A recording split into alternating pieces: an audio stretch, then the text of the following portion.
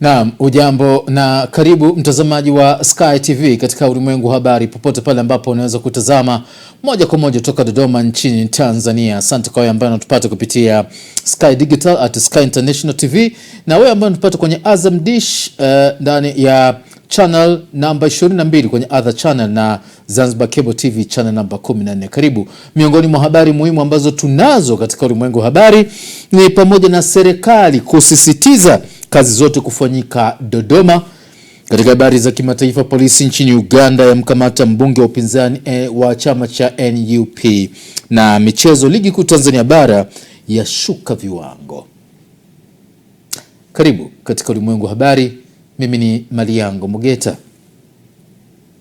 Waziri Mkuu Dr. Mwigulu Nchemba amesema kuwa serikali inataka kazi zote zifanyike katika makao makuu ya nchi jijini Dodoma ili kusogeza huduma karibu zaidi na wananchi. Undani wa taarifa hii tunaungana na mwanahabari wetu. Ameyasema hayo leo Januari 22, 2026 alipotembelea ofisi za Wizara ya Maji na Wizara ya Madini zilizopo mji wa serikali Mtumba jijini Dodoma. Ameziagiza taasisi zote ambazo zimeshakamilisha ujenzi wa majengo katika makao makuu kuyatoa majengo hayo kwa taasisi ambazo haziwajibiki kuhamia Dodoma lakini bado zimepanga. Hapa ndo makao makuu ya nchi. Kwa hiyo wale ambao ofisi zimeshakamilika hapa na bado wameshikilia na ofisi zingine sambamba, tungali na baadhi ya taasisi za serikali ambazo zenyewe haziwajibiki kuhamia huku zinapanga. Hii si sawa. Mheshimiwa Waziri, mwelekeze Katibu Mkuu atengeneze timu ifanye tathmini ya majengo yote ya serikali yaliyoko Dar es Salaam ambayo yako underutilized, nipate hiyo ili tuyagawe kwenye taasisi zingine ambazo zinapanga na ingali serikali na majengo yasiyotumika. Kwa upande wake, Waziri wa Maji Juma Aweso amemshukuru Rais Daktari Samia Suluhu Hassan kwa kufanya maamuzi ya kutoa fedha kwa ajili ya ujenzi wa ofisi kubwa zilizowahakikisha watumishi mazingira mazuri ya ufanyaji wa kazi. Sisi kwa jengo hili tunaahidi kufanya kazi. Tutafanya kazi usiku, tutafanya kazi mchana kuhakikisha dhamira ya kumtoa mwanamama ndoo kichwani inatimilika. Hatuna kisingizio. Sisi ni taasisi ya serikali, lakini mmetuwekea vision za kuhakikisha tunaifikisha mbali nchi yetu. Hatuna kisingizio. Mheshimiwa Waziri Mkuu, tunakuahidi tutafanya kazi kuhakikisha malengo yanafikiwa ambayo yamelengwa katika wizara yetu ya maji. Akizungumza wakati akikagua majengo ya Wizara ya Madini, Mheshimiwa Dr. Mwigulu Nchemba amewataka wataalamu wa madini kuendeleza jitihada kwenye tafiti za madini ili kujua utajiri uliopo nchini. Dunia tunayokwenda ni dunia ya rasilimali. Miaka ya nyuma tumewahi kupita dunia ya misaada. Hiyo ilishaisha, dunia ya misaada. Sasa utajiri ni rasilimali. Kwa hiyo tuendeleze utafiti ili Watanzania waweze kunufaika na rasilimali zao.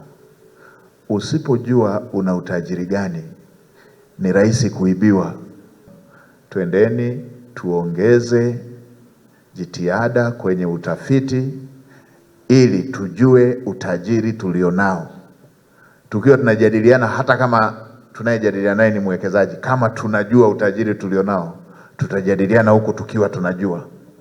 Kwa upande wake, Waziri wa Madini Anthony Mavunda amesema kuwa ujenzi wa jengo hilo umesaidia kutekeleza maagizo ya Rais Daktari Samia Suluhu Hassan kuhakikisha huduma zote zinatolewa katika eneo hilo kwa Watanzania waliokuwa wanapata changamoto ya kupata huduma. Kwa sasa changamoto hiyo imeondoka. Lakini hivi sasa Watanzania wote wale ambao walikuwa wanapata changamoto pale awali ya kupata huduma Wizara ya Madini, kwa kuwa na ofisi zenye mtawanyo wa sehemu mbalimbali, sasa kila Mtanzania anayekuja Dodoma anahudumiwa hapa, jambo lake linaishia hapa kwenye sekta ya madini. Haendelei tena kuzunguka kwenda maeneo mengine. Tunaishukuru sana serikali kwa ujenzi wa majengo haya yenye ubora wa hali ya juu. Mindi Joseph, Sky TV. Naam, tukitoka jijini Dodoma sasa, taarifa nyingine ambayo kubwa tulionayo ni kuhusu naibu katibu mkuu ofisi ya Rais, Katiba, Sheria, Utumishi wa Umma na Utawala Bora Zanzibar, Mzee Ali Mhitaji amesema jeshi la polisi lina wajibu wa kulinda watoto ili kuhakikisha kuwa wanakuwa katika mazingira ya amani na usalama bila vitendo vya udhalilishaji ambavyo vinafanywa na baadhi ya watu wasio waadilifu katika jamii. Kauli hiyo imetolewa na ameitoa wakati akifunga mafunzo siku 3 ya kuwajengea uwezo watendaji wa dawati la jinsia la watoto, ambapo washiriki katika semina hiyo wamejifunza kuhusu matumizi sahihi ya mfumo wa kielektroniki katika kutunza na kuhifadhi taarifa za mtoto. Ifuatayo ni taarifa zaidi. Jeshi la polisi katika muktadha wa kuwalinda watoto ni watu wa msingi sana. Mna role kubwa sana. Mtu yoyote akipata changamoto anakimbilia polisi. Kwa nini polisi? Ndio walinzi wa mali na raia, si ndio? Mna jukumu kubwa. Madawati haya yaliyoanzishwa kwa kweli ni msaada mkubwa katika kustawisha ulinzi wa watoto. Kitu cha msingi kwenu ni kufanya kazi kwanza kwa kujitolea. Lazima mkubali kujitolea kufanya hiyo kazi. Lazima mkubali kuwa wazalendo sana katika kufanya hiyo kazi. Lakini jengine pia, mjenge imani ya hali ya juu. Tunataka kuimarisha ulinzi watu, lakini ili tuimarishe ulinzi huu lazima tuwe tuna takwimu sahihi. Ili tupange mipango yetu kwa usahihi. Bila ya takwimu sahihi hatuwezi kuwa na mipango iliyo sahihi. Unahitaji watu wangapi, wafanye nini? Lazima uwe na takwimu sahihi ili uwapange watu wanaotaka kufanya hilo jambo. Niendelee kuwashukuru wafadhili wetu wa mafunzo haya, UNICEF. Wamekuwa mstari wa mbele kutusaidia kwenye mafunzo haya na mengine mengi ambayo wamekuwa wameshatufanyia. Yenyewe haya ushikaji mkono wao umekuwa kutuwezesha kufanya mambo mengi ambayo yanaleta tija. Na haya mwisho tukiyafanya, faida itakuja kwetu, kwa jamii yetu, lakini mwisho wa siku kwenye nchi yetu kwa ujumla wake. Na itakuwa tumeungana mkono na ile dhamira njema ya Mheshimiwa Rais wetu Dr. Hussein Ali Mwinyi katika kupambana na makosa haya ya udhalilishaji wa kijinsia na ukatili kwa watoto. Kwa majina naitwa Ishaka, ni afisa dawati kutoka mkoa wa Mjini Magharibi na wilaya Magharibi B. Tarehe 19 hadi tarehe 21 nimepata bahati ya kuhudhuria mafunzo ya ukusanyaji wa taarifa kwa ulindaji wa mtoto kupitia mfumo rasmi unaotambulika kwa jina la Primero, ambao umedhaminiwa na UNICEF, ambao ndio wadhamini wakuu wa mfumo huo.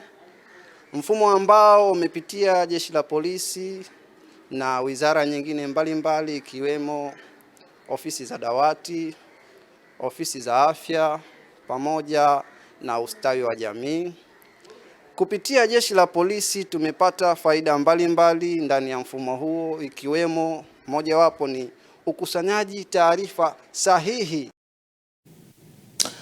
Asante kwa taarifa hiyo. Na sasa moja kwa moja ulimwengu habari unaelekea mkoani Geita, ambapo taarifa tulionao ni kuhusu wananchi katika mkoa wa Geita wametakiwa kuacha shughuli za kilimo karibu na chanzo cha maji cha mradi wa maji ya miji 28 kilicho katika eneo la Senga katika wilaya hiyo. Undani wa taarifa hii tunaungana na mwanahabari wetu kutoka mkoa wa Geita. Mkurugenzi wa bodi ya maji bonde la Ziwa Victoria, Dr. Renatus Shinu, ametoa wito huo kwa wananchi wanaofanya shughuli zao za kilimo kando ya chanzo hicho cha maji baada ya bodi hiyo kufika katika mradi wa maji wa miji 28. Mkurugenzi huyo amewataka wananchi kulinda chanzo hicho cha maji na kuheshimu matakwa ya sheria kwa kuacha kulima mazao ndani ya mita 60 kutoka kilipo chanzo hicho cha maji. Nadhani ni muhimu sana sasa kwa mamlaka ya maji na usafi wa mazingira GEWASA kuhakikisha kwamba wanatunza mazingira haya ya chanzo cha maji, kwa sababu chanzo cha maji ili kiweze kuwa endelevu kinahitaji usimamizi na ulinzi wa maji kwenye eneo hili la chanzo cha maji. Na kwa bahati mbaya sana tumeangalia pale maji ambapo yanapochukuliwa kuna watu wanaendelea kufanya shughuli za kilimo mpaka karibu kabisa na chanzo cha maji. kitu ambacho sasa ni kinyume na sheria ya usimamizi wa rasilimali za maji namba 11 ya mwaka 2009 ambayo inazuia kufanyika kwa shughuli za kibinadamu ikiwemo kilimo kando kando ya chanzo cha maji. Yani inatakiwa kilimo kifanyike nje ya mita 60 kutoka pale ambapo maji yalipo, maji aina yoyote ile au chanzo chochote cha maji. Sasa hapa tumekuta ziwa Victoria ambapo tunachukua maji kwa ajili ya kupata maji ambayo ni safi na salama kwa mji wa Geita, lakini shughuli za kilimo tumeziona zinaendelea. Miradi ya maji ya miji 28 kwa kanda ya ziwa inajengwa mitatu, mmoja ukijengwa mkoani Geita. Kwa hiyo tunaipongeza serikali kuchukua initiative kama hizi za kuwezesha taasisi mbalimbali za serikali kutekeleza miradi ya maendeleo, hasa mradi wa miji 28. Na niseme tu labda kanda ya ziwa tumependelewa. Katika miradi ya miji 28, katika miji 28 tunayo almost mitatu inatoka kanda ya ziwa. Kwa hiyo na ni miradi mikubwa. Tunaipongeza serikali, lakini pia nitoe wito kwa wananchi ambapo hii miradi inaenda kupita. Hii miradi ni ya gharama, inahitaji kutunzwa. Maeneo ya Geita, Kayanga na Chato, mkandarasi huyo mmoja, consultant huyo mmoja, ila kila moja inajitegemea. Kwa Chato ni bilioni karibia 39-40, kwa Geita karibia bilioni 124 gharama za mradi. Kwa hiyo hii miradi miwili unaweza kuita kama bilioni 160 wastani, ambayo kwa maana ya yote inategemea ziwa Victoria. Hapa sasa kwa sasa hivi maji yatatoka hapa lita milioni 46 kwa siku kama tekeo. Kuna bomba litaenda mita 80 ndani ya ziwa. Na hapa kuna mita 50. Zitakuwa bomba mbili ambazo zile pale zimeshaandaliwa. Mradi huu ulianza mwaka 2023 mwezi wa 4. Maana yake ulikuwa mkandarasi alitakiwa kutekeleza kazi kwa miezi 32. Mradi ulitakiwa uishe Disemba 2025 tarehe 10. Ila kutokana na changamoto za kimiradi ambazo huwa zinatokeaga maeneo mengi, la kwanza eneo hili lilikuwa ile WTP, ule mtambo wa kutibu maji ulikuwa ukaya eneo hili. Mkoa wa Geita ni miongoni mwa mikoa inayotekeleza miradi ya maji ya miji 28 ambayo inatajwa kuja kutibu suala la changamoto ya maji pale miradi hiyo itakapokamilika. Michael Francis Bundala, Sky TV. Kama ndio kwanza waungana nasi, karibu katika ulimwengu wa habari kutoka hapa Sky TV. Miongoni mwa habari muhimu ambayo tunayo katika usiku huu ni pamoja na madiwani wasisitizwa kuweza kusimamia wajibu wao kwa wananchi huko Mbarali. Naam, mimi ni Maliango Mugeta. Madiwani katika halmashauri ya wilaya Mbarali mkoa wa Mbeya wametakiwa kwenda kusimamia miradi na kuacha kufanya kazi kwa mazoea, huku baadhi ya utekelezaji ukiendelea kusuasua kutokana na kuwatetea makandarasi wazembe. Taarifa kamili na mwanahabari wetu. Akizungumza katika mafunzo maalum yaliyotolewa kwa madiwani wa kata zote katika halmashauri ya wilaya Mbarali mkoani Mbeya, mwenyekiti wa halmashauri ya wilaya Mbarali Twalibu Rubandamo anaeleza umuhimu wa mafunzo hayo kwa madiwani. Leo hii tumepata haya mafunzo, tumeona kabisa ni jinsi gani mwitikio wa madiwani na ni jinsi gani wamepata uelewa ambao vitu vingine walikuwa hawaelewi katika utekelezaji wa majukumu yao. Kwa hiyo niseme tu haya mafunzo sasa yanakwenda kumfanya diwani ajue ni nani na ana majukumu gani kwenye kata yake, lakini ana majukumu gani kwenye halmashauri, ana majukumu gani kwa wananchi wake. Kwa hiyo tunaona kabisa haya mafunzo ni sehemu muhimu sana kwa sisi madiwani. Kwa hiyo sisi tunaishukuru sana serikali ya Mama Samia Suluhu Hassan kuwaleta hawa watu kutoka wizarani Dodoma kuja kufanya haya mafunzo ya siku 3. Kwa hiyo naamini kabisa haya mafunzo yanakwenda kuwa sehemu muhimu kwetu kwa ajili ya utekelezaji wa majukumu yetu. Kwa upande wake mwezeshaji wa mafunzo hayo Beoni Samuel Madege anaeleza ni kwa namna gani wamejipanga kutoa mafunzo na umuhimu wake kwa madiwani hao. Sisi kama chuo tumekuja kuwawezesha mafunzo katika nyanja mbalimbali.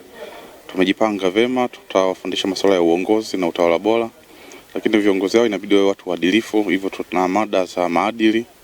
Lakini pia watu hao wanapaswa kufahamu sheria zinazosimamia mamlaka ya serikali za mitaa, hivyo tumeandaa mada hizo.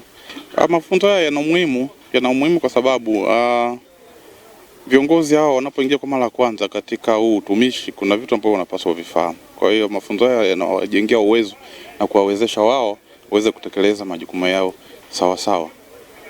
Kwa hiyo tuliona hilo na wapo wengine wazoefu wa muda mrefu wamekuja kwa awamu ya pili, ya tatu.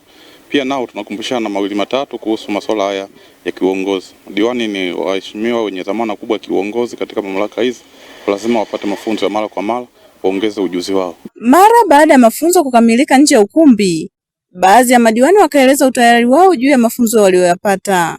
Cha kwanza ametujengea uwezo wa kutoka kwenda kuhudumia wananchi wetu, kusimamia miradi, kusimamia uongozi na kujua kanuni na utawala bora wa kiongozi. Kwa mafunzo haya ametufanya tuwe na uwezo pia kusimamia shughuli zote za maendeleo ambazo ziko kwenye kata yetu, pia kwenye wilaya yetu. Wito wangu kwa sisi madiwani ni kuhakikisha kwamba mafunzo haya tunayatendea haki kwa kufanya vile tulivyokuwa tumefundishwa. Tusiende nje ya utaratibu ambao haukuwepo katika mafunzo haya. Nikiripoti kutoka mkoani Mbeya, Upendo Kibetile, Sky TV. Naam, kutoka jijini Mbeya, na sasa tunarudi katika jiji la Dodoma. Moja kati ya habari muhimu ambayo tunayo ni pamoja na sanaa ya uchoraji katika jiji la Dodoma imeendelea kuwa miongoni mwa fursa muhimu za ajira kwa vijana na kujipatia kipato kwa vijana wengi hapa nchini. Mwanahabari wetu ana undani wa taarifa hii. Katika kipindi ambacho changamoto ya ukosefu wa ajira bado inaendelea kuikumba jamii, Bwana Mohamed Balama ameibuka kama mfano wa kuigwa kwa vijana wengine baada ya kuamua kujiajiri kupitia sanaa ya mikono, hususan uchoraji. Kupitia sanaa hiyo, Balama ameelezea kuwa imekuwa mkombozi wake kwa kubadili maisha yake, kumwezesha kujipatia kipato cha uhakika na kuchangia katika uchumi wa jamii inayomzunguka. Ila ni kitu ambacho ukikiamini na ukiwekeza kuna vitu ambavyo utavipata baadaye, kwa sababu unaweza usione mafanikio sasa hivi, lakini tu bwana siku imetokea tu nyota imekuakia bwana, umetengeneza picha umeposti mtandaoni, watu wakaipenda, ukajikuta ndo mwanzo safari yako sasa ya maisha ndo inaanza bwana. Sanaa sasa ndo imekuakia nyota yako, sasa hapo ndo tunaenda. Okay. Kazi za sanaa ni kazi ambazo kidogo zina bei sana, kwa sababu ni kazi ambayo mtu anabidi aumize sana akili. Kwamba niuzi na misumari tu unanitajia bei kubwa hivi. Kwa moja kati ya changamoto ambazo unakutana nao sana kwenye swala la masoko, kwamba ukimtajia mtu akikiangalia na kile kitu anaona kama mtu anaichukulia kwamba ni kitu fulani simple sana. Yaani mtu anaona hichi kitu wala huwezi pata hela sasa hivi. Sasa sehemu uliopo mpaka uje upate wateja ni ngumu. Kwa hiyo changamoto sana ninayopitia ni kwenye masoko. Masoko ni changamoto kubwa sana ambayo mimi huwa naipitia. Na najitahidi sana mtandaoni kuposti kazi zangu ili nipate masoko zaidi, nipate oda nyingi ili nizidi kipaji changu kizidi kukua. Mungu akijalia, kwanza lazima nitafungua ofisi yangu. Kitu ambacho kipo katika process, kwamba nataka nije nifungue ofisi yangu ya picha, yani nitamaintain picha za design zote, sio za uzi tu na misumari. Nitaweka pia picha za kuchora pia na mkono zile za rangi, kwa sababu pia nazo pia nachora. Kwa hiyo natarajia na mimi pia nije kuwa nakuta katika maonesho makubwa, na mimi pia nakuwa na sehemu yangu bwana, nimeweka pia sanaa zangu. Sky TV imezungumza na baadhi ya vijana wanaojihusisha na sanaa ya uchoraji ambao wameelezea kuwa endapo jamii itaelimishwa kuhusu umuhimu wa thamani ya sanaa, itawezekana kubadili mitazamo hasi iliyopo na kukuza ajira hususan kwa vijana. Sanaa ni ajira hasa kwa marika yote. Sanaa ni ajira. Tuseme ni support inayohitajika sana, lakini sanaa ni ajira. Vijana wanahitaji tuseme kuungwa mkono katika vipaji vyao na sanaa, tusikatishane tamaa, kusapotiwa, backup hivyo. Vijana wanahitaji support ya vifaa ndombinu.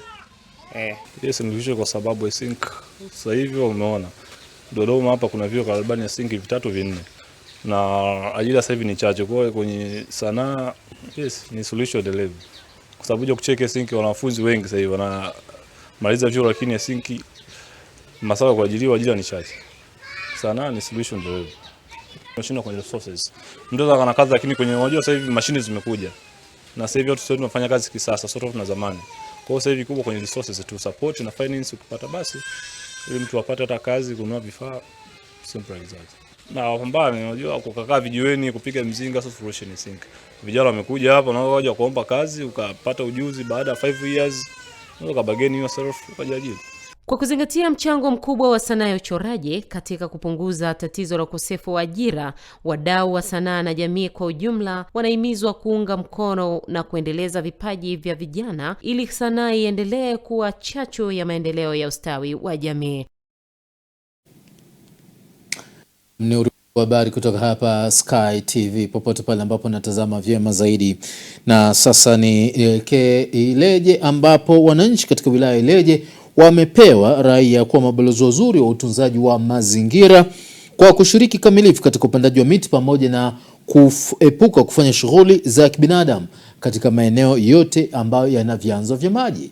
Taarifa hii tunaungana na mwanahabari wetu. Rai hiyo imetolewa na mkuu wa wilaya ya Ileje, Mheshimiwa Farida Mgomi, wakati wa uzinduzi rasmi wa kampeni ya upandaji miti kwa mwaka 2026, kampeni inayoratibiwa na Wakala wa Huduma za Misitu Tanzania TFS kupitia shamba la misitu la Iondo Msimwa lililopo wilayani Ileje. Ajenda kubwa ya Mheshimiwa Rais wetu wa Jamhuri ya Muungano wa Tanzania ni ajenda ya kimazingira, ikiwemo uhifadhi wa misitu yetu, lakini pia kutokufanya zile shughuli za kibinadamu ambazo zinaathiri masuala mazima ya uhifadhi wa misitu. Lakini pia tunaendelea kujifunza pale ambapo tunaambiwa kwamba jamani, tupande miti, tusikate miti ovyo kwa sababu ya kupambana na mabadiliko ya nchi. Hiyo hali tunaiona. Kipindi cha nyuma wakati kama huu unakuja kwenye eneo hili unaona kabisa kuna ule ukungu. Tunakuwa tuonani vizuri. Kunakuwa kuna baridi kali sana. Nyinyi ni mashahidi. Lakini mvua zinanyesha muda mrefu sana zaidi ya masaa 8. Lakini hata mwaka huu unaona kidogo mvua hata kule upande wa chini pia mvua sio nzuri. Sasa mvua kubwa tunategemea upande wa huku, lakini tunaona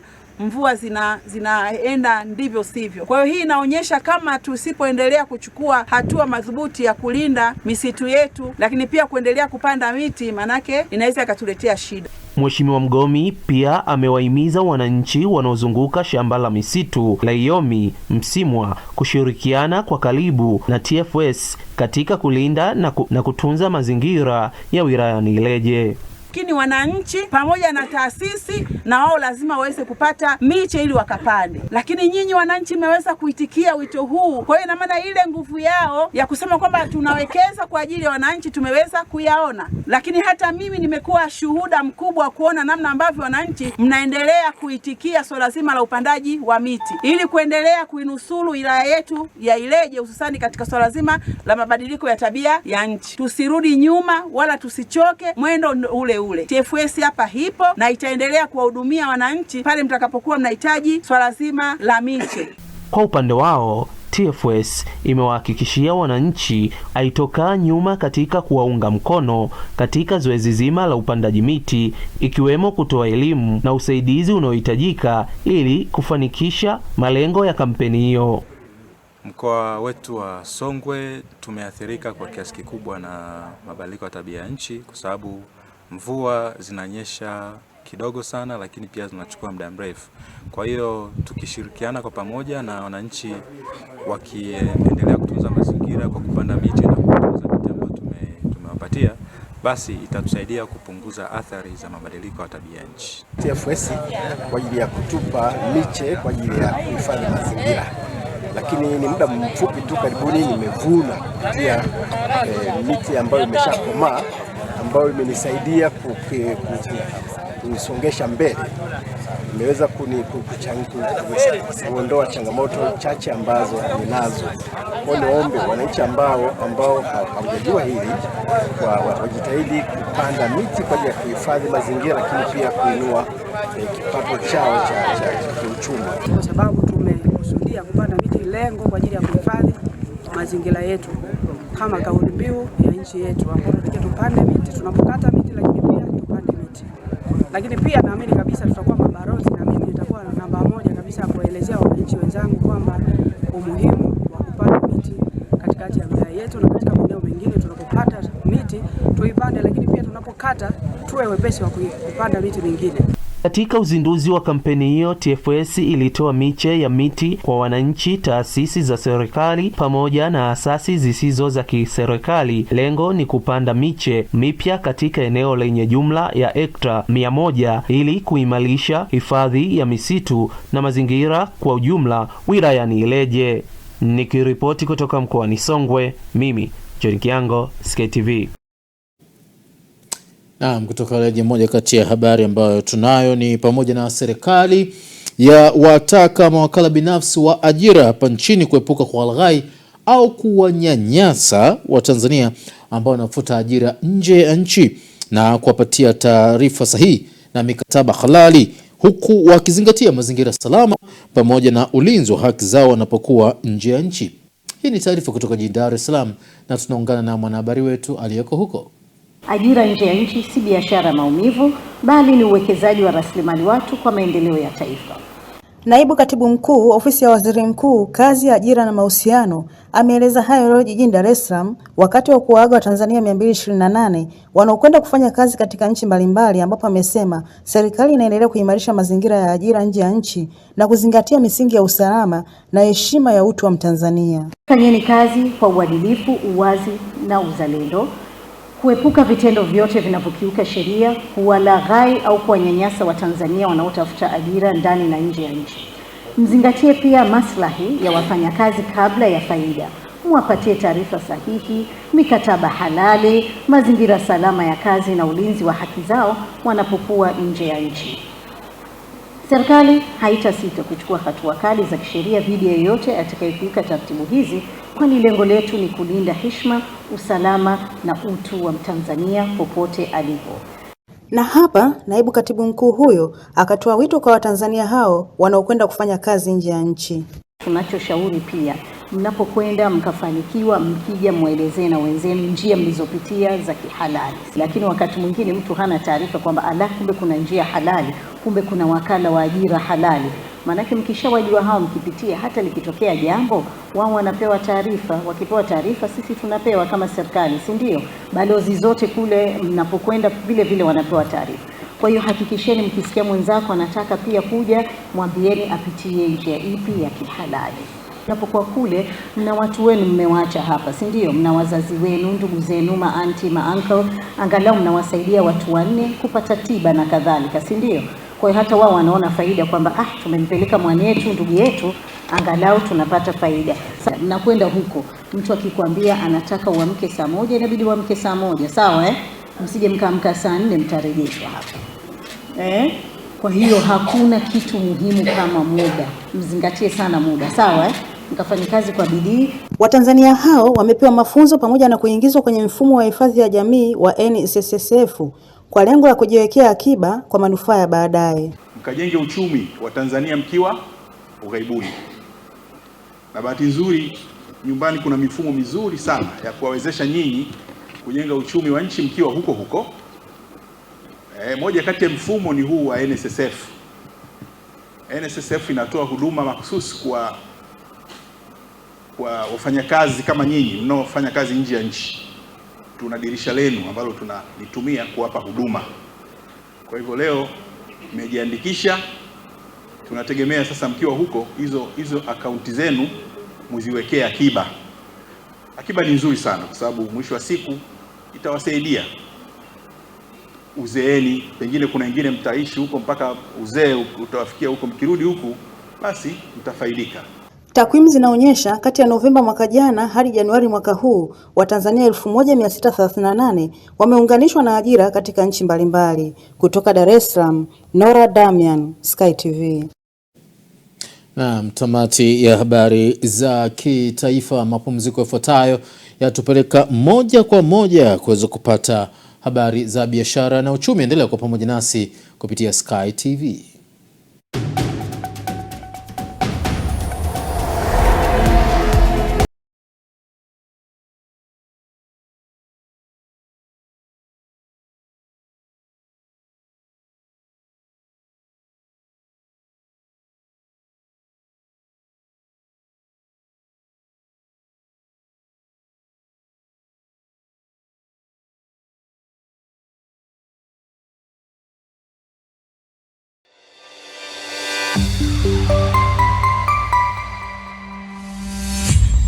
Sky TV.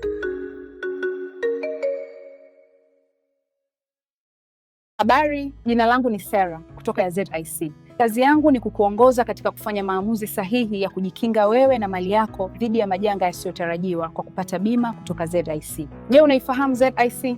ZIC ni shirika la bima lililoanzishwa mwaka 1969 kutoa huduma za bima kwa wananchi, taasisi za umma na binafsi kwa lengo la kulinda uchumi wa watu binafsi na nchi yetu kwa ujumla.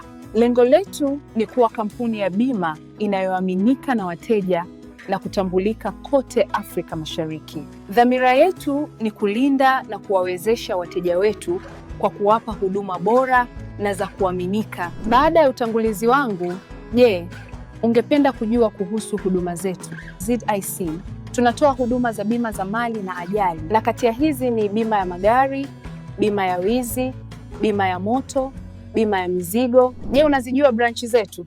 Kuhakikisha tunawafikia wateja wetu nchi nzima, tunatoa huduma zetu kupitia ofisi zetu kuu zilizopo mtaa wa Mpirani pamoja na matawi yetu yafuatayo: Amani, Marubi, Chake Chake, Dar es Salaam, Dodoma, Mwanza, Kahama, Arusha, Tanga, Mbeya na Mtwara. Unajua ni njia gani tunazotumia kuwapa wateja wetu huduma? Tunatoa huduma kupitia ofisi zetu, kupitia mawakala na madalali wa bima waliosajiliwa na Mamlaka ya Bima Tanzania, kupitia mawakala wa Bank Assurance na pia kupitia mitandao ya simu kupitia Voda Bima na Mix by Yas. Karibu ufurahie huduma zetu kwa masaa 24. Tunakujali.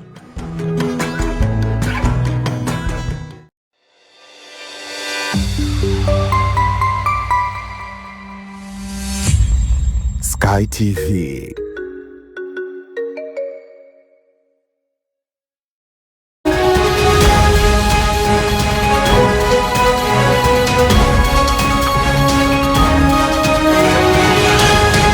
Biashara na uchumi. Karibu katika habari za biashara na uchumi. Jina langu ni Sofia Daudi. Kupanda kwa gharama za malighafi pamoja na bei ya umeme kumeendelea kuathiri kwa kiasi kikubwa biashara ya uchomeleaji, hali iliyosababisha kushuka kwa shughuli hizo ikilinganishwa na miaka ya nyuma. Mafundi wengi wanalalamika kufanya kazi kwa tahadhari kubwa ili kukabiliana na gharama hizo zinazozidi kuongezeka kila siku. Katika mahojiano mbalimbali, baadhi ya vijana wameeleza kuwa kupitia kazi ya uchomeleaji wamefanikiwa kupata ujuzi wa kujitegemea, kuongeza kipato na hatimaye kuboresha maisha yao ya kila siku. Kwa uchomeleaji si kazi tu, bali ni daraja la matumaini na maendeleo. Hata hivyo, licha ya changamoto hizo, sekta ya uchomeleaji bado imeendelea kuwa nguzo muhimu katika kutoa fursa za ajira kwa vijana wanaojiunga na karakana za uchomeleaji. Huanza kama wasaidizi, huku wakijifunza ujuzi wa vitendo unaowawezesha kujijengea misingi imara wa taaluma yao ya baadaye. Hii biashara kwa sasa hivi ina ugumu kidogo, ni tofauti na miaka ya nyuma kidogo, kama mzee alivyokuwa ametangaza jiji alivyohamishia mji huku, ni tofauti. Kipindi kile kulikuwa kuna mzunguko kidogo, hata tulifurahia kwa kiasi fulani kwa wakati ule, lakini kwa sasa hivi hamna. Yani ni kama kupoteza tu, imekuwa hivyo. Ndio. Nimeajiri vijana wako kama zaidi ya 10 na wanafanya kazi hapa na wanajipatia kipato, wanaenda wanaishi na familia zao. Bei ni ya kawaida sana, wasiogope waje. Tunafanya kazi hata kwa malipo ya awamu 3 au 2 na inafanyika kazi ya kiwango nzuri na inakwenda. Lakini pia kama mnavyoona, tunauza geti ambazo ziko tayari, wanaweza tu wakaja wakajibebea na kuondoka nazo kwa ajili ya kwenda kuweka kwenye fensi zao. Na bei ni rafiki kabisa, wale wasiogope kuja. Ndio. Kuna mteja anaweza akaja hapa, mfano akaja kaulizia labda ni geti shilingi ngapi, ukamtajia kiasi fulani, fusha siku akaja kaondoka mazima, na maana akawa anaulizia tu kama ni bei. Kuna mwingine anaweza akaja hapa akapiga tu picha ile geti, kumbe kakonvince na fundi mwingine huko, ili kampelekea sample, sisi tukakosa kazi. Sisi tunawakaribisha kwa hapa, hata kama mtu ambaye ana uwezo kuanza dirisha la dili, kama anaweza tukamrekebishia bei pia. Wengine wanaweza kaja hapa uwezo kununua grill hana, au sio? Sisi tukamwajastia bei pia akatengeneza grill nzuri tu hivyo, yeah.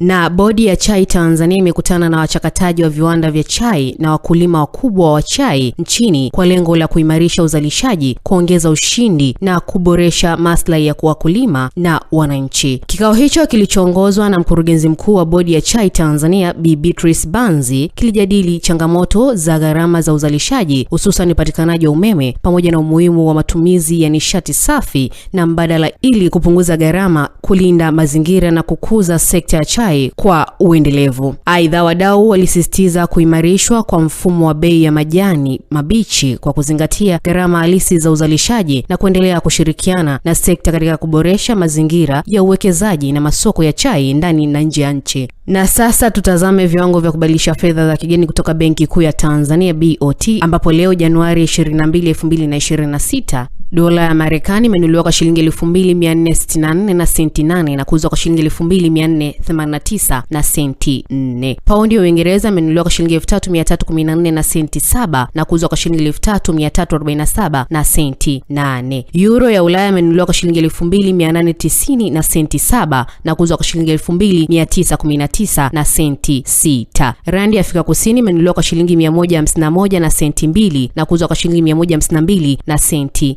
8. Shilingi ya Kenya imenunuliwa kwa shilingi 19 na senti 0 na kuuzwa kwa shilingi 19 na senti 2. Na shilingi ya Uganda imenunuliwa kwa shilingi 0 na senti 7 na kuuzwa kwa shilingi 0 na senti 7. Na huo ni mwisho wa habari za biashara na uchumi kwa siku hii ya leo. Jina langu ni Sofia Daudi.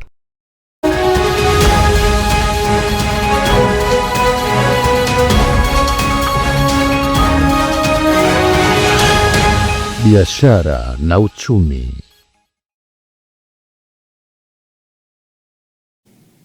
Naam, asante kwa biashara na uchumi kutoka katika ulimwengu habari. Na sasa ni wakati wa kupata mkusanyiko wa habari za kimataifa, ambapo mara baada ya mapumziko mafupi yafuatayo.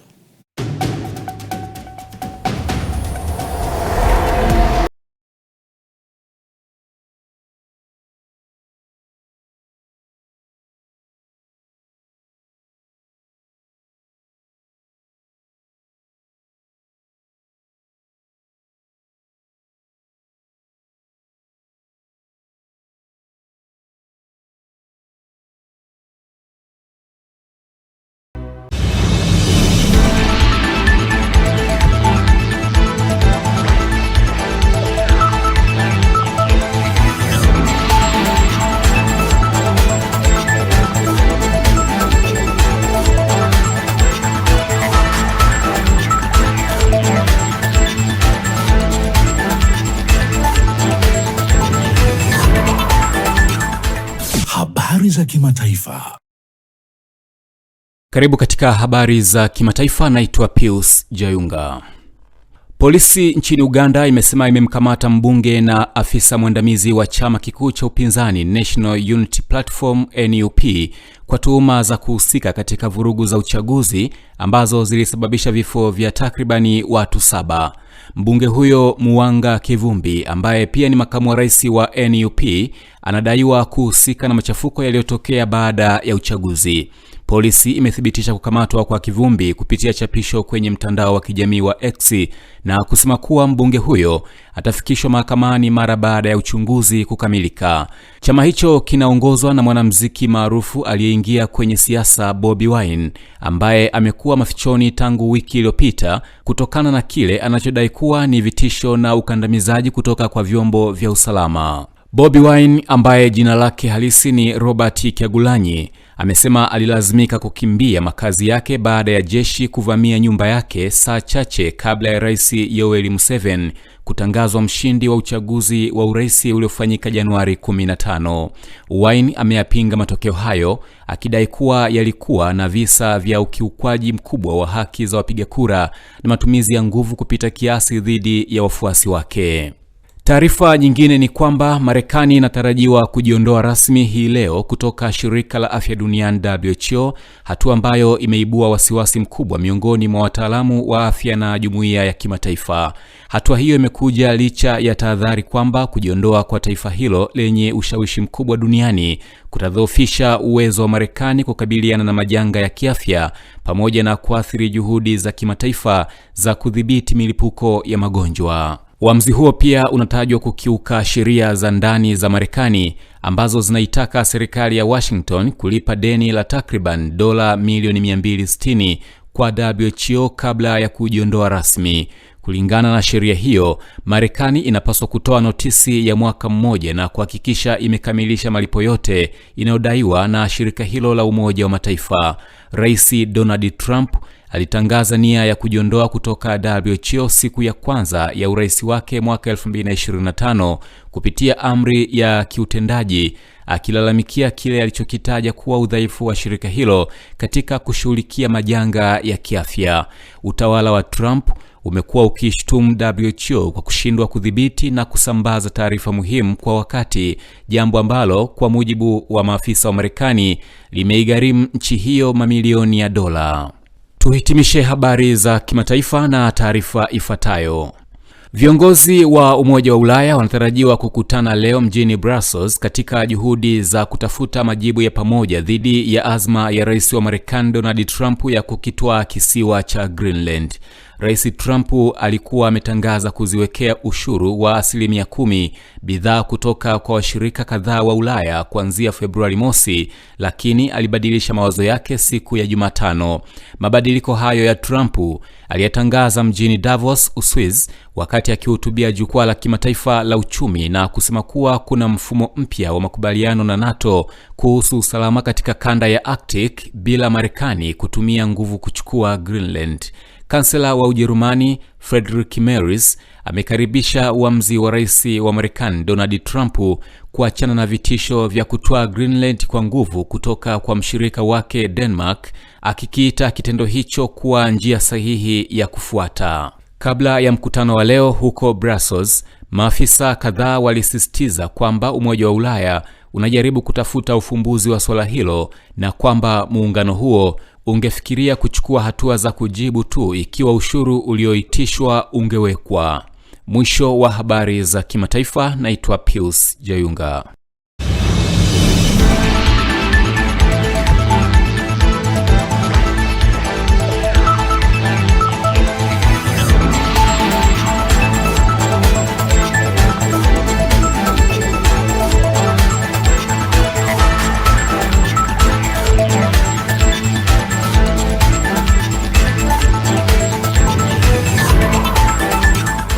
Habari za kimataifa.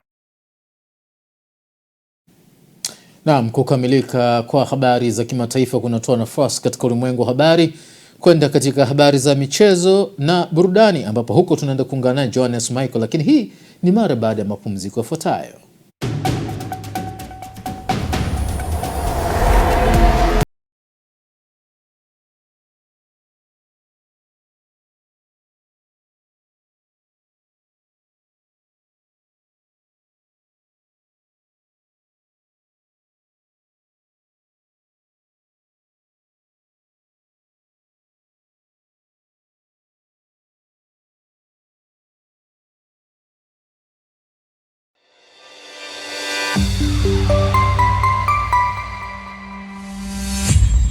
Sky TV.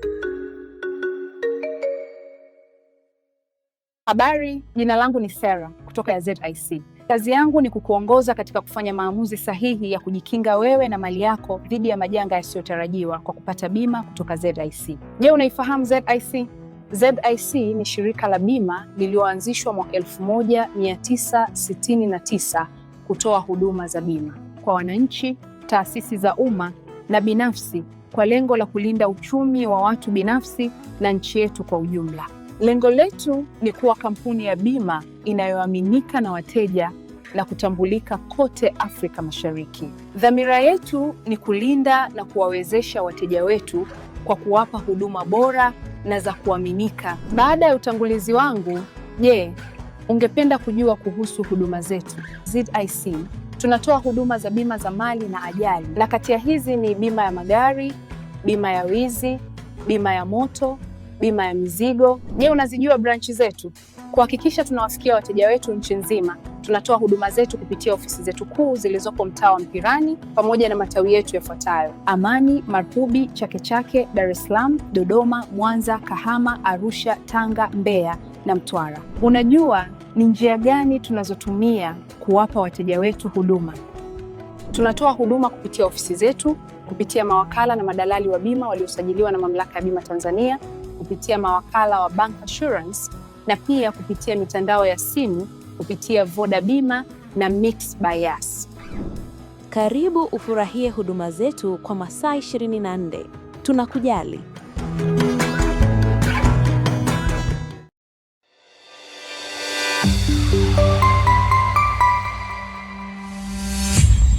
Sky TV.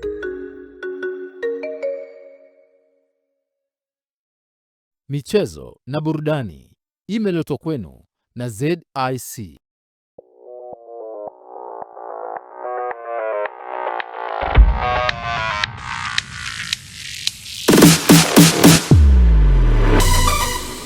Habari za michezo na burudani. Huwali gani mtazamaji wa Ulimwengu wa Habari, karibu katika habari za michezo na burudani. Mimi ni Johannes Michael. Na moja kwa moja tunaanzia hapa nyumbani, ambapo kuelekea katika michezo ya klabu bingwa barani Afrika, ambapo kwa Tanzania wanawakilishwa na timu mbili ambazo ni Simba pamoja na Yanga. Mashabiki wa timu hizo mbili watamba kila mmoja kufanya vizuri katika michezo, ambapo Yanga wapo pale nchini Misri huku Simba wakiwa Tunisia kwa ajili ya kuweza kujiandaa na michuano ya klabu bingwa barani Afrika. Naitwa Baba Rabiati, maarufu kama shetani wa Yanga. Sasa nataka niwaambieni wana Yanga au wa Tanzania ni kwamba huu msimu 2026 nakwambia hivi, nimepanda ndege nimeenda pale Cairo Misri na hasira. Kesho atachokipata Ahali atatuambia ni kwa nini mwanamke anaota ndefu. Ahali anaenda kula pacha kule, ataweka ukuta kina kula pacha. Ni zamani, dunia inabadilika, sio dunia hii. Hii dunia hii mfumo huu ni Tanzania tu, na Tanzania timu ni moja tu, Yanga Afrika. Bas, hakuna timu nyingine. Ndio nimesajili, lakini nataka nikwambie ndugu mwandishi wa habari, hawa wachezaji wao wasajili. Sijasajili kwa ajili ya ligi ya ndani. Nimesajili kwa ajili ya klabu bingwa. Ndani makombe nayo kibao. Huyu Ukero nimemsajili kwa ajili ya kuja kumbomoa Ahali. Na ataenda kumbomoa au atalenga mengi. Suko menyelewa hapo. Narudieni tena ndugu mwandishi wa habari, kikosi cha Yanga ambao nimekisajili cha bilioni 100 sijakisajili kwa ajili ya Dodoma Jiji si Simba. Nimekisajili kwa ajili ya kwenda kumfunga Ahali timu yoyote Afrika. Kwa majina naitwa Mr Fish aka Bwana Shombo. Bwana Shombo aka Mr Fish. Mimi ni shabiki wa klabu ya Simba. Timu yangu ni timu kubwa Afrika na najua kila mtu analijua hilo. Timu yangu ya Simba ni timu kubwa Afrika. Hakuna mtu yote ambaye haifahamu Simba kwenye bara letu la Afrika mpaka nje ya Afrika wanaijua Simba. Simba ni timu bora, ni timu kubwa, kila mtu anajua hilo kwamba Simba ni makubwa sana na timu yangu. Mimi naamini Simba hata kama amelala hawezi kuwa paka. Simba ni Simba na Simba inabaki kuwa Simba. Mimi naiamini timu yangu kwenye ukubwa huo kwa sababu ishafanya maajabu mara nyingi. Tulishawahi kufungwa mechi 2 za mwanzoni, tukaja tukapita kwenye hatua ya makundi. Si ndivyo? Tumefanya hivyo kwa sababu sisi ni timu kubwa, tunacheza mechi hizi kiukubwa, kimikakati. Mpaka hivi unavyotuona sisi tumeshaupanga mkakati wa kumaliza hizi mechi zilizobakia. Kwa asilimia unaamini kwamba Simba ana uwezo wa kuvuka hatua makundi? Yaani kwenye hilo ondoa shaka kabisa ndugu mwandishi. Yaani kwenye swala la kuvuka, hilo tuachie sisi. Sisi hizi mechi tunacheza kikubwa na kila siku viongozi wanajua namna gani approach ya kuzimaliza hizi mechi zilizobakia. Wanatengeneza mipango mizuri ili hizi mechi ambazo zimebakia kufa au kupona. Afe kipa, afe beki. Hii mechi kwanza ya kesho kutwa Jumamosi lazima tushinde ili kupandisha morali ya timu. Lazima hii mechi tushinde kwa ushindi wowote. Iwe goli 1, ziwe goli 2, ziwe goli 3. Hii mechi ya kesho kutwa kwanza tushinde ili wachezaji wapate morali. Hizo mechi zilizobakia hizo 3 ili tupite kirahisi kabisa. Mimi naiamini timu yangu na waamini wachezaji. Tumefanya usajili mzuri, usajili mkubwa ili tumalize hapa tulipobakia. Hapa palipobakia tupamalize. Na kunako taarifa nyingine kuhusiana na ligi kuu ya NBC imeendelea kuwa miongoni mwa ligi 10 bora barani Afrika kwa mujibu wa shirikisho la kimataifa la historia na takwimu za mpira wa miguu IFFSH. Kwa mujibu wa takwimu zilizotolewa juma hili, ligi kuu ya NBC Tanzania bara inashika nafasi ya 6 kwa ubora barani Afrika na nafasi ya 54 duniani licha ya kushuka kwa nafasi 2 Afrika ikilinganishwa na mwaka 2024. Ligi yetu imepanda kwa nafasi 3 duniani kutoka nafasi ya 107 mwaka 2024 hadi nafasi ya 104 mwaka 2025, na alama zimeongezeka kutoka alama 266.75 mwaka 2024 hadi alama 308.5 mwaka 2025. Na kuna siku zote Dr. Mosepe ninapokutana naye anasema anashukuru kwa kazi yangu na anashukuru jinsi ninavyosupport mpira, lakini pia anasema anashukuru viongozi wetu na nimempa salamu kwamba mama Na kunako taarifa nyingine kuhusiana na taasisi ya kukuza vipaji na kuendeleza soka Tanzania, Samlight Sport Promotion wamekuja na mpango mkakati wa kuhakikisha soka la Tanzania linakuwa na kupanda viwango, ambapo CEO wa Samlight Sheikh Rashid Ali ameweka wazi mipango ya taasisi yao, huku mwenyekiti wa taasisi hiyo Tatu Abdalla Mseko akieleza na kufurahishwa na mpango mkakati pamoja na mwitikio wa watu kuhusiana na kampuni ya Samlight. Naitwa Saleh Ali Rashid, ni mkurugenzi wa Samlight Sports Promotion. Samlight Sports Promotion ni taasisi ambayo inahusika na michezo, na si michezo mpira wa miguu peke yake, bali ni michezo vile vile mpira wa miguu na basketball na michezo mingine mingi. Lakini ipo pia kwa sababu kama tunavyojua pia Tanzania au Afrika tumesahau sasa hivi ile michezo yetu ya asili. Kwa hiyo pia tunahusika na kuikuza na kutizama vipaji hata ile katika michezo yetu ya asili. Taasisi yetu imelenga, tunajua kwamba kuna vijana wingi ambao kwamba wana vipaji Kwa hiyo lengo kubwa na mazumuni tulichokilenga ni kuwaunganisha vijana, lakini pia ni kutafuta vipaji na kuvionesha kuweza kuonekana. Kama tunavyojua Tanzania ni nchi kubwa sana, lakini wapo watoto mbali mikoani huko vijijini lakini wale inakuwa ni vigumu sana kuweza kuonekana katika macho ya watu na kuweza kupata fursa na kuonesha vipaji vyao. Kwa hiyo kikubwa sisi ni kutafuta vile vipaji vya vijana wetu na kuweza kuvikuza. Samlight Sports Promotion natokea Mbagala, jimbo jipya la Chamazi. Sisi tumelenga nafikiri mambo mawili. Tumelenga michezo ya mpira wa miguu, mpira wa mikono pamoja na michezo ya asili kama bao, drafti, kuvuta kamba, kufukuza kuku na kukimbia na gunia. Kwa hiyo kwa sababu na mingineyo itakuja, lakini baada ya hiyo mingine kuifanyia kazi, kwa sababu walimu pia tuliokuwa nao ni wachache kwa michezo mingine. Na moja kwa moja tunakuwa vipaji kimataifa, ambapo kiungo wa kikosi FC Barcelona Pedri Gonzalez ni rasmi akiuguza maumivu ya misuli ya paja la mguu wake wa kulia aliopata siku ya jana katika mchezo Barcelona. Na mtazamaji wa Ulimwengu wa Habari, naondo mwisho wa habari za michezo na burudani, lakini nakwambia kwamba kama una kijana wako siku zote unamwamini nyumbani, umeacha usafiri, basi mwambie asijaribu kufanya kama ambacho kinafanyika hichi.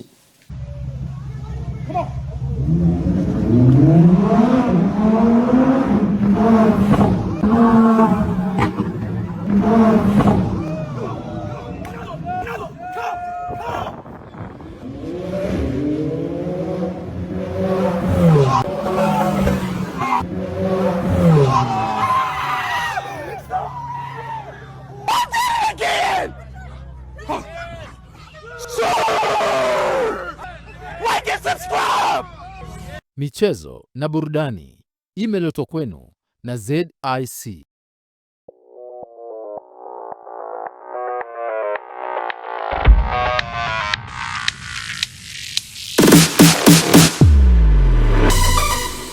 Habari za michezo na burudani.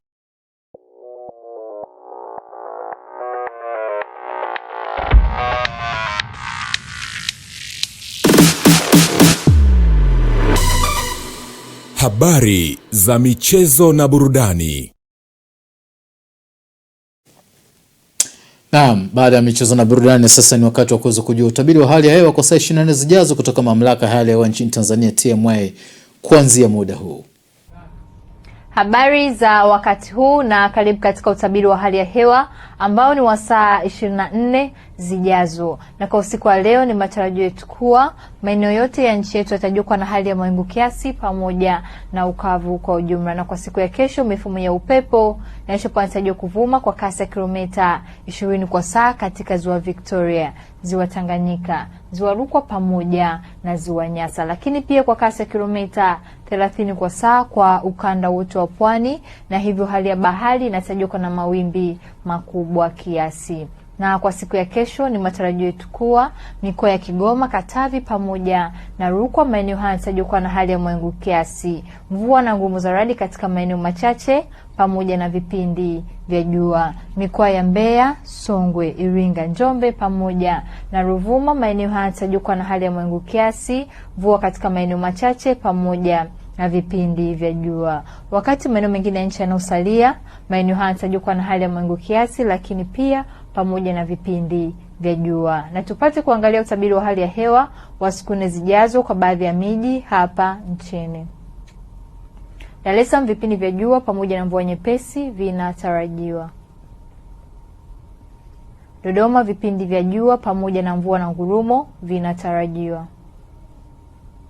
Mwanza, vipindi vya jua pamoja na mvua na ngurumo vinatarajiwa. Kilimanjaro, vipindi vya jua vinatarajiwa. Mbeya, vipindi vya mvua na ngurumo vinatarajiwa. Morogoro, vipindi vya jua pamoja na mvua nyepesi vinatarajiwa. Lakini pia hata kwa Arusha, vipindi vya jua vinatarajiwa. Na kutoka mamlaka ya hali ya hewa Tanzania hatuna la ziada. Ulikuwa nami Rebecca William, tukutane hapo kesho muda wakati kama huu. Kwa niaba ya wote waliohusika na maandalizi ya ulimwengu wa habari, natakia usiku mwema. Mimi ni Maliango Mugeta, naendelea kutazama Sky TV.